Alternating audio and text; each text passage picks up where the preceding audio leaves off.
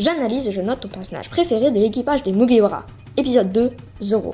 Pour la notation, je me base sur 5 critères. 5 points pour le développement du personnage, 3 points pour le caractère design et ses tenues, 5 points pour son importance dans l'histoire et ses scènes, 2 points pour mon appréciation du personnage par rapport aux autres Mugiwara, et 5 derniers points pour l'originalité et l'écriture du personnage. Roronoa Zoro est le deuxième membre le plus fort des Mugiwara.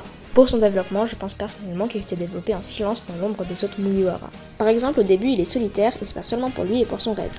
En quelque sorte, il vivait pour son ego. Au début, il préfère mourir seul que de faiblir face à la mort. Ce que je veux dire, c'est qu'il est devenu plus mature, son ego s'est dissipé.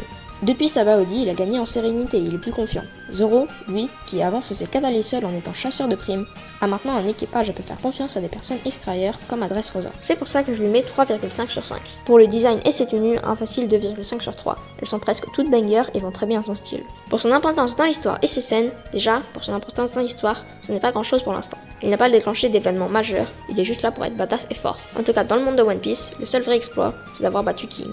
Mais par contre, pour ces scènes, là on a du lourd. Que ce soit à Thriller Bark avec Kuma, à Wano avec Kaido, où il a gagné de l'aura à 2 reprises face à Big Mom et Kaido, puis face à Kaido. Ou encore contre Arlong, à Baroque, ou encore quand il veut se couper les jambes face à Mr. Free. Et le pire, c'est qu'il y en a plein d'autres. Mais bon, ce manque d'importance va lui faire un peu mal dans la note, donc je vais mettre à contre-cœur 3,5 sur 5. Pour mon appréciation du personnage par rapport aux autres Mugiwara, 2 sur 2.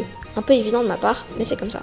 Pour l'originalité, c'est ni se battre à 3 sabres, ni se perdre tout le temps qui pourrait le rendre original. Enfin, un peu pour les sabres. Mais sinon, ses attaques sont basiques, mais stylées. Pour son écriture, c'est compliqué. Je n'ai pas vraiment l'impression que le personnage se marque niveau écriture, mais ce n'est pas pour autant qu'elle est mauvaise.